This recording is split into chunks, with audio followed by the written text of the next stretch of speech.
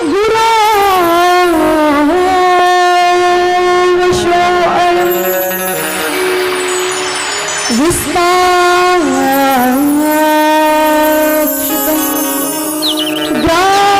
गजेन्द्रं प्रसंगम। तो हे परीक्षित जी, एक स्वयंभू मनु के रूप के इस वंशज में, उस कुल में गजेंद्र और ग्राह का प्रसंग है। जैसे सुखदेव जी कहते हैं, हरि मेघ नामक एक ऋषि के हरिणी से भगवान श्री हरि की उत्पत्ति हुई थी और इसी हरि भगवान ने, नारायण भगवान ने हरि का रूप लिए हुए उस अवतार में ग्राह से ग्रसित गजेंद्र को मुक्ति प्रदान किया। एक बार एक त्रिकुट नामक बहुत बड़ा पर्वत है, देखो ध्यान से सुनना बात को, क्या है त्रिकुट नामक एक पर्वत। असी गिरिवर राज त्रिकुटा इति विश्रुतः शौरभेन विताः श्रीमान् यजनायुक्तमुच्यतः। हे राजन, एक त्रिकुट नाम का पर्वत जो चारों ओर से, अब त्रिकुट नाम का एक पर्वत है जो चारों ओर से समुद्र से घिरा हुआ है और इसी त्रिकुट नामक पर्वत पर एक गजेंद्र का पूरा परिवार रहता था। गजेंद्र अर्थात गज, गज मतलब होता है हाथी, तो एक हाथी का पूरा परिवार रहता था। वो एक हाथी में 10,000 हाथियों का बल था। कितने? 10,000 हाथियों का बल था। और देखो, जिसके पास अगर थोड़ा पैसा, थोड़ा पावर ज्यादा हो तो उसको थोड़ा ज्यादा घमंड रहता है। उसके 100 पत्नियां और 150 मतलब 150 पुत्र थे। एक हाथी जिसके 100 पत्नियां और 150 पुत्र, और उस हाथी में 1000 के हाथियों का बल था। एक बार क्या हुआ कि ये जो है गजेंद्र जी अपने सहपरिवार को लेकर, अपने बाल, अपने पत्नियों को लेकर के वो जा रहे थे घूमने के लिए, एक सरोवर में स्नान करने के लिए। तो वो जब जाते थे ना जंगल में, तो जंगल के छोटे मोटे जीव को पैरों से उधेलते हुए, किसी को कुछ बोलते हुए, किसी को मारते हुए, किसी को दंडित करते हुए, पेड़ों को उखाड़ते हुए इत्यादि सब क्रिया करते हुए वो उस जंगल से जा रहे थे। उसी जंगल में एक बहुत बड़ा सरोवर था। सरोवर मतलब तालाब। तो वहीं पर एक बहुत बड़ा तालाब था। उस गजेंद्र ने सोचा, चलो कहे कि मैं ये मेरे परिवार मेरे साथ में है, तो आज क्यों ना इस सरोवर में मैं स्नान कर लेता हूँ। और ऐसे सोच करके गजेंद्र ने अपनी पत्नी को लिए, अपने बच्चों को लिए और जा करके सरोवर में डूब गए। बोलिए वृंदावन बिहारी लाल की जी। गजेंद्र ग्राह के इस प्रसंग में गजेंद्र कहाँ चले गए अपने परिवार को लेकर? सरोवर में।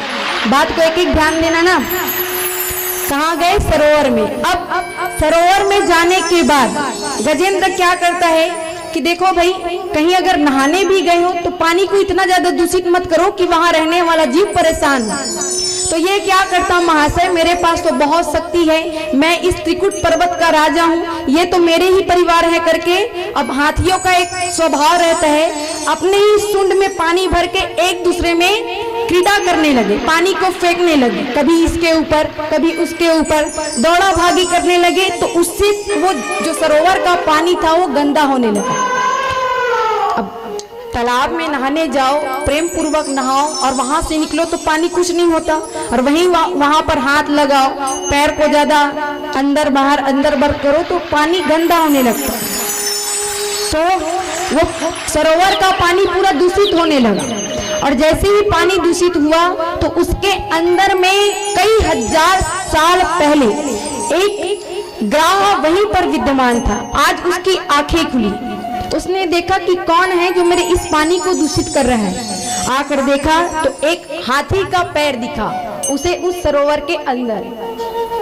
अब ग्राह ने सोचा अरे कहे चलो ठीक है थोड़ा बहुत खेलेगा, लेकिन उसकी खेलने की उसकी क्रीड़ा की विधि तो देखो, पूरा 1 दिन 2 दिन 3रा दिन बीत गया फिर भी से वो सरोवर से ना निकले। तो ग्राह ने क्या किया, तू ऐसा अपने बल का घमंड दिखा रहा है तो चल कहे मैं तुझे तेरे घमंड को चूर चूर करके दिखलाता हूँ। गजेंद्र खेल रहे हैं सरोवर में, ग्राह ने आया और उसके पैर को अपने मुंह से जकड़ के पकड़ लिया। अब ये महाशय खेल रहे हैं अपने पत्नी के साथ, अपने बच्चों के साथ, जल के अंदर देखे नहीं। उसको लग रहा था कि कोई पकड़ा है लेकिन कोई छोटा मोटा जीव होगा, अगर उसे पता चलेगा कि मैं गजेंद्र हूँ तो वो तुरंत मेरे पैर को छोड़ देगा। समय बीता, उनकी पत्नियों ने कहा चलो देव बहुत समय हो गया हमें इस सरोवर में क्रीड़ा करते करते, तो चलो कहें अब हम इस जल से बाहर निकले।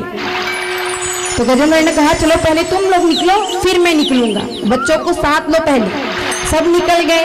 अब गजेंद्र ने जैसे ही अपने पैर को हटाया तो पैर हिलने डुलने नहीं लगे, पैर एकदम जकड़ के वो ग्राह ने पकड़ लिया था। देखा पानी के नीचे तो कोई ग्राह उसके पैर को पकड़ लिया है एकदम जकड़ के। उसने छुड़ाने की अनंत कोशिश की, कितने प्रयास किए, छुड़ाने लगे, उसकी पूरी जितनी भी शक्ति थी सब क्षीण होने लगी। क्योंकि एक बात ध्यान देना, जो जीव स्थल में रहता है, जो जीव भूमि में रहता है तो भूमि में रहने से उसकी ताकत बहुत होती है, और जो जलचर जीव है वो जल में रहने से उसकी ताकत बहुत होती है। तो ग्राह जो है मगरमच्छ जल में रहने से उसकी शक्ति उससे भी ज्यादा थी। अपनी पत्नियों को चिल्लाए, पुत्र को चिल्लाए कि आओ मुझे बचाओ, मुझे इस ग्राह ने पकड़ लिया है, मेरे पैरों को जकड़ लिया है। सब आए, एक के ऊपर एक सुंड लगाते लगाते लगाते सरोवर के उस पार पहुंचे। चलो कहे कि सुंड को अगर तीरेंगे तो इसी से हमारे पति भी बाहर निकल जाएंगे। धीरे धीरे धीरे सब एक के ऊपर एक सुंड को फंसाते गए, खींचने के अनंत प्रयास किए लेकिन सारे के सारे फेल हो गए, सबकी हिम्मत चूर चूर हो गई। तो उनकी पत्नियों ने कहा कि हे देव अब हम आपको इस सरोवर से निकाल नहीं पाएंगे, इसीलिए हमारी जो शक्ति है पूरा कमजोर होती जा रही है, क्योंकि आप में 10,000 हाथियों का बल है तो हमारा जो शक्ति है वो आपको खींच नहीं पा रहा है। ऐसे करते करते गजेंद्र जी महाराज और उनकी पत्नियों को 1000 बरिस हो गया। बोलिए वृंदावन बिहारी लाल की। इतना 1000 वर्ष, जैसे हमारा यहाँ 100 वर्ष का दिन है ना, मतलब एक व्यक्ति की आयु 100 वर्ष की है, तो ऐसे ही उसको खींचते खींचते 1000 वर्ष हो गया, लेकिन फिर भी ना खिंचाए तो उनकी पत्नियां और उनके बच्चे उनको छोड़ करके चले गए। इस गजेंद्र को बड़ा घमंड था कि ये मेरी पत्नियां हैं, मेरे पास 10,000 हाथियों का बल है और मेरे से बड़ा इस त्रिकुट पर्वत में कोई भी नहीं है, और जिसका घमंड अगर हद से ज्यादा हो जाए तो उसका विनाश करने के लिए भगवान फिर इस धराधाम पर किसी ना किसी को जरूर भेजते हैं। तो ऐसे ग्राह पकड़े हैं गजेंद्र के पैर को और सारे परिवार गजेंद्र को छोड़कर चले गए। देखो ये बात हमें ये सिखाती है कि देखो मानव जो है घर का बड़ा, जो घर को संभालता है, आज के डेट में ऐसा हो गया है कि जिसने अपने पूरे परिवार को अपना समझा, अपना बनाया, उनको बनाने के चक्कर में अपना काम भूल गया। आज वही गजेंद्र को छोड़कर वो सब अपने दिन को बिताने के लिए निकल गए कि ये पिताजी जाएंगे तो जाएंगे, साथ में हमें भी ले जाएंगे, ये मरेंगे तो मरेंगे, साथ में हम भी मर जाएंगे, इसको खींचते खींचते परिवार ने पूरा साथ छोड़ दिया। अब गजेंद्र उस सरोवर में केवल मात्र एक जीव गजेंद्र है, सरोवर और कुछ नहीं है, सरोवर ये पूरा संसार है, और जीव जो गजेंद्र फंसा हुआ है वो कोई नहीं, वो हम और आप सभी जीव हो जो इस संसार के माया में फंसे हुए हैं। माया ने हमें ऐसा जकड़ा है कि हम उससे निकल नहीं पा रहे हैं। तो माया से निकलने के लिए केवल और केवल एकमात्र चांस है, वो है हरि का शरण। अगर जो व्यक्ति माया को त्यागना चाहता है या फिर माया को पकड़कर भगवान को भी पाना चाहता है, तो उसके लिए केवल एक रास्ता है, भगवान के चरणों में चले जाना। सबने साथ छोड़ दिया तो गजेंद्र ने सोचा, ओह कहे मेरा भाग्य, अब तो मुझे केवल और केवल श्रीहरि ही बचा सकते हैं। और गजेंद्र ने आंख बंद किए। आंख बंद करके भगवान श्री विष्णु को पुकारने लगे। कहते हैं क्या, ओम नमो भगवते तस्मै यत् सर्व एव सच्चिदानन्दाय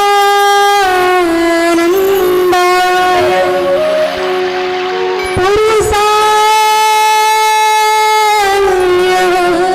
द्विबीजाय परिसाय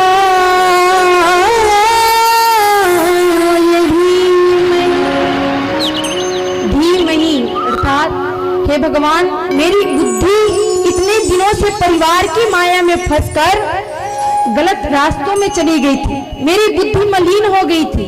अब आपके मैं शरण में आ रहा हूँ। ये जीव परमात्मा के शरण में जा रहा है। अब मुझे इस ग्राह से केवल आप ही बचा सकते हो। तो यहाँ जब ऐसे भगवान की स्तुति की तो पूरे 3 लोक 14 भुवन में हाहाकार मच गया। क्योंकि देखो, व्यक्ति के मरने के समय का जो शब्द मुंह से निकला होता है, अंतिम समय में जो व्यक्ति अपने मुख से गान करता है, वो कहा जाता है कि वो स्वयं भगवान के पास पहुंचता है। और यही स्थिति इस समय गजेंद्र के ऊपर है। तो यहाँ कैलाश पर्वत से भगवान आदि शंकर कहते हैं कि अरे कहे, अगर इसने मेरा नाम ले दिया होता, अरे केवल भोले बाबा कह दिया होता तो मैं जाकर इसे बचा लेता। माता जगत जननी जगदम्बा कहती है, अरे मैं तो इन लोगों के लिए दुर्गा काली हर रूप में विद्यमान है, मेरे किसी भी रूप का ये वर्णन करते तो मैं चली जाती। लेकिन इसने मेरा नाम तो नहीं लिया। इस श्लोक के माध्यम से श्री सुखदेव जी कहते हैं, राजा इसमें कहा गया है कि हे नाथ हे नारायण, जो जन्म लेने के बाद भी अजन्मा है, जिनका अवतार होने के बाद भी जो अनअवतरित है, ऐसे श्री प्रभु आकर मेरी रक्षा करो।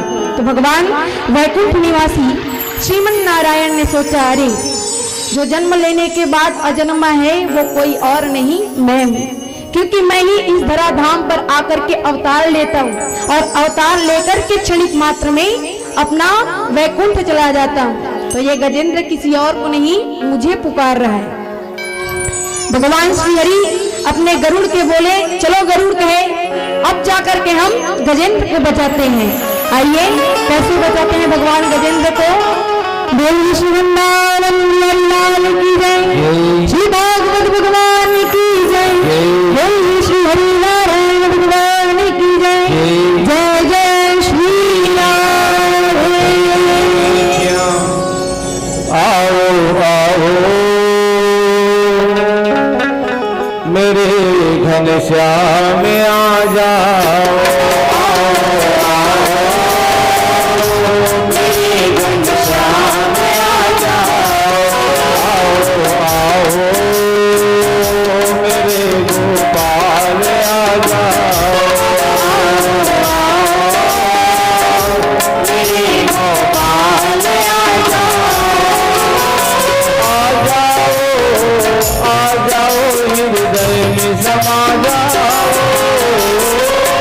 जाओ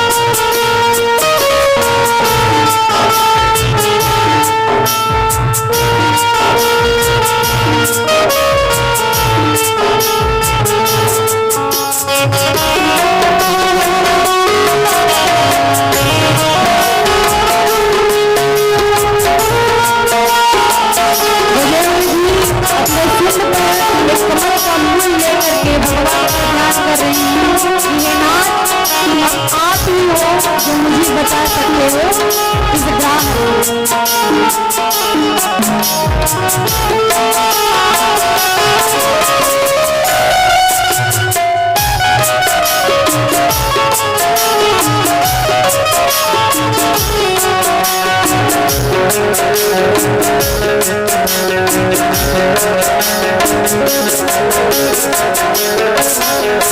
तुझे पुकारो जल्दी आओ, तुझे पुकारो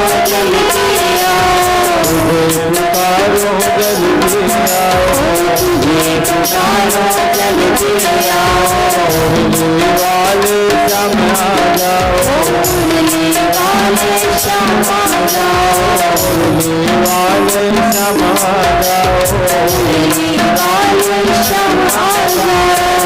सागर मुझे पार लगाओ, सागर मुझे पार लगाओ, सागर मुझे पार लगाओ, सागर मुझे पार लगाओ।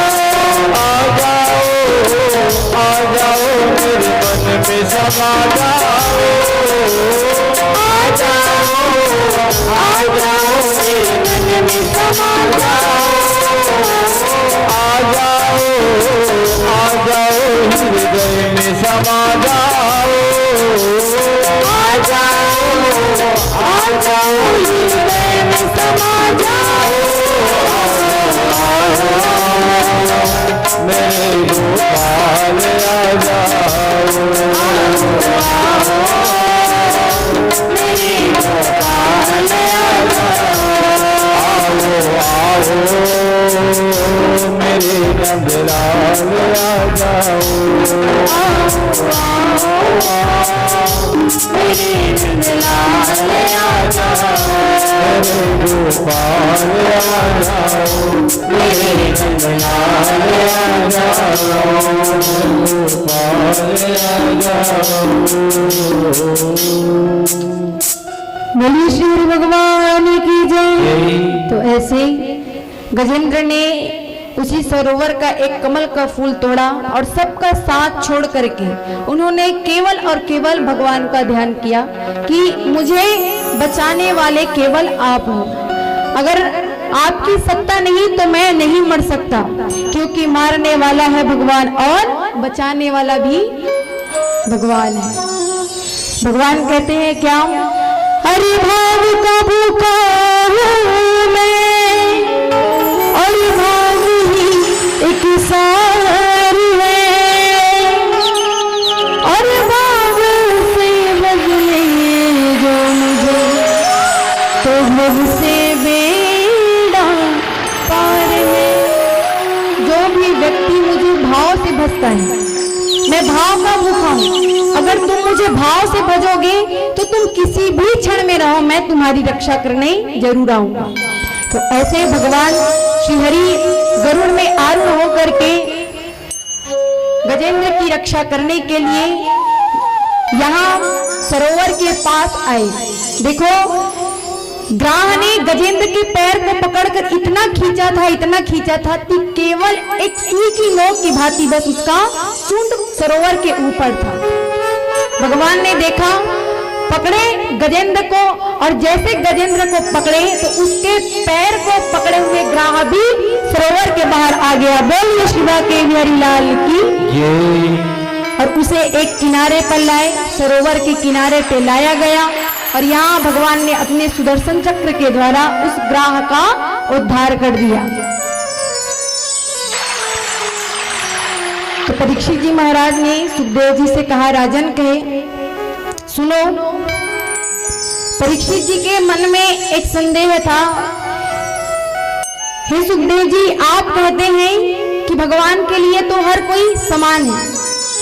हमने सुना भी है कि भगवान के लिए हर कोई समान है, देवता भी भगवान के हैं और दानव भी भगवान के ही हैं। तो भगवान अपने भक्तों की रक्षा क्यों करते हैं, अर्थात उसने गजेंद्र की रक्षा क्यों की और ग्राह को क्यों मार डाला? बचाना तो दोनों को चाहिए, क्योंकि दोनों ही जीव हैं। तब सुखदेव जी कहते हैं, राजन सुनो, कहीं भगवान जिनकी रक्षा करता है उन पर तो कृपा करता ही है, लेकिन जिनका भगवान मृत्यु के घाट पर उतारता है, जिनका उद्धार करते हैं, उन पर उनसे ज्यादा अनंत घोर कृपा करते हैं। बोलिए श्री लक्ष्मी नारायण भगवान की। क्योंकि देखो, भगवान के हाथों से बचना बहुत अच्छी बात है, लेकिन भगवान के हाथों से अपने मृत्यु को पाना, ये उससे भी अच्छी बात है। तो ऐसे भगवान ने ग्रह से ग्रसित गजेंद्र की रक्षा की और इस प्रसंग को श्री सुखदेव जी ने राजा परीक्षित को श्रवण कराया। सुखदेव जी कहते हैं, राजन, ये दोनों जीव को इस ग्राह और गजेंद्र की योनि में क्यों आना पड़ा, इसका प्रसंग सुनो कहीं। ये जो गजेंद्र था वो पूर्व जन्म में एक हुहू नाम का ग्राह के बारे में पहले सुनो। ग्राह जो है वो एक हुहू नामक गंधर्व था, जो देवल ऋषि एक तालाब पर स्नान करने आए थे। और इस गंधर्व ने क्या किया कि वो भी उसी सरोवर में अपनी पत्नी के साथ स्नान कर रहे थे। यहाँ पर ऋषि स्नान कर रहे थे, कुछ दूर में वो गंधर्व स्नान कर रहे थे अपनी पत्नियों के साथ। जैसे ही इसने इस ऋषि को देखा तो पानी के अंदर अंदर आकर के उसने देवल ऋषि के पैरों को पकड़ लिया। अब देखो, कोई संत महापुरुष के चरणों को ऐसे पकड़ लेना कोई छोटी मोटी बात तो है नहीं। देवल ऋषि ने देखा नीचे तो कोई व्यक्ति था, उन्होंने उसको ऊपर लाया और कहा, मूर्ख कहे, तू इस मानव की योनि में आकर के कितना ग्राह के जैसा काम कर रहा है। तो जा कहे, मैं तुझे श्राप देता हूं कि तू अगले जन्म में एक ग्राह हो जा, एक मगर के रूप में तेरा जन्म हो। ऐसे ये देवल ऋषि ने इस ग्राह को श्राप दिया था। गजेंद्र को कहते हैं कि ये द्रविड़ प्रांत का एक राजा था, लेकिन राजा का काम होता है प्रजा की सेवा करना, इसीलिए तो राजा का चुनाव किया जाता है ना भाई, कि वो प्रजा की देख रेख करे, प्रजा को संभाल कर रखे, उसके सुख में उसके दुख में वो साथ दे। तो ये क्या करे कि राजा होने के बाद भी इसने क्या किया कि मैं परम ज्ञानी होऊंगा, भगवान को पाऊंगा, इस चक्कर में पूरे राजपाट को छोड़ दिए और जंगल में जाकर के ध्यान करने में मग्न हो गए। तो वहीं से अगस्त मुनि जी गुजरे, देखा कि राजा होकर के यहाँ ये बैठा हुआ है। और जब अगस्त मुनि जी उस रास्ते से गुजरे तो उन्होंने उनको प्रणाम नहीं किया, ना ही उनका कोई आदर सत्कार किया। अगस्त मुनि ने उसी समय उनको शाप दिया, कहे कि जा, एक गज के समान, एक अबोध गज के समान तू मेरे आने पर भी मेरा आदर नहीं कर रहा है, तो अगले जन्म में जाकर तू एक गज की योनि को प्राप्त कर। बोलिए श्री वृंदावन बिहारी लाल की। तो जब ऐसे देवल ऋषि ने ग्राह को श्राप दिया था, उस हुहू नामक गंधर्व को, और अगस्त जी ने इस राजा को श्राप दिया था। श्राप देने के बाद इन दोनों ने उन ऋषियों से पूछा कि हे संत, आपने हमें श्राप दे दिया, अब मुख से निकली हुई वाणी अंदर तो नहीं जा सकती, तो आप इसके लिए कोई कृपा कटाक्ष बताएं कि जिससे हमें श्री हरि मिल जाए।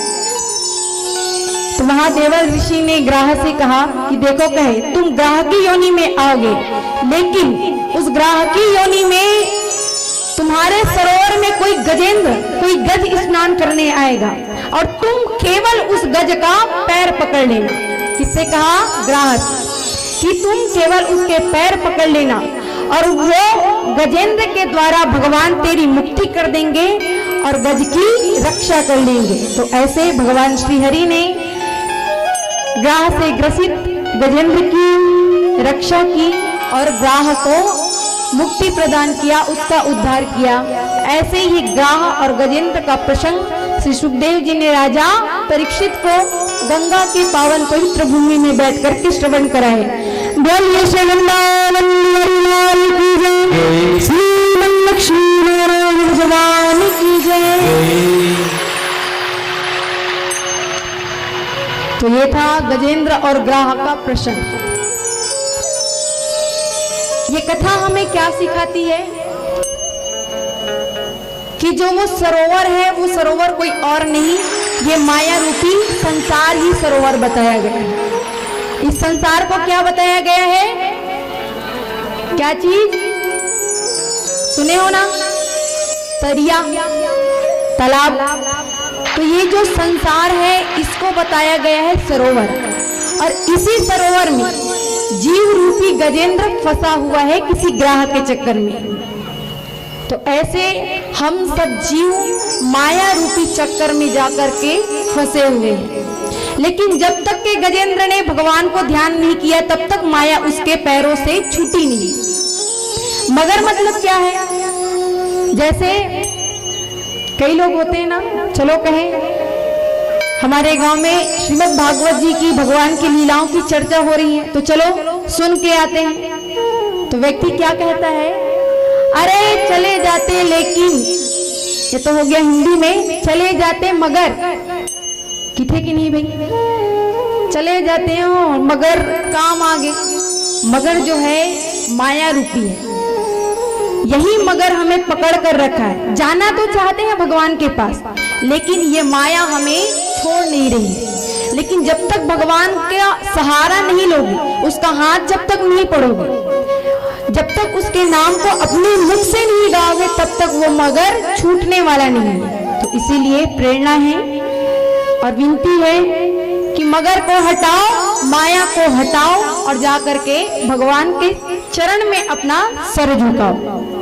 तो ऐसे गजेंद्र और ग्राह का प्रसंग है। कहते हैं कि जो भी मानव भगवान श्री हरि के इस कथा को सुनता है, गजेंद्र और ग्राह के इस प्रसंग को जो सुनता है, वो मानव का जीवन धन्य हो जाता है। और जो भगवान की नवधा भक्ति के द्वारा अगर इसे अपने तन मन में उतार ले, तो भगवान को पाने से उस जीव को कोई नहीं रोक सकता। तो ऐसे सुखदेव जी ने राजा परीक्षित को ये गजेंद्र और ग्राह का प्रसंग श्रवण कराया। तो समझ आई ये बात? गजेंद्र और ग्राह का प्रसंग आप लोगों को नहीं आया? आया कि नहीं भाई बताओगे? आया?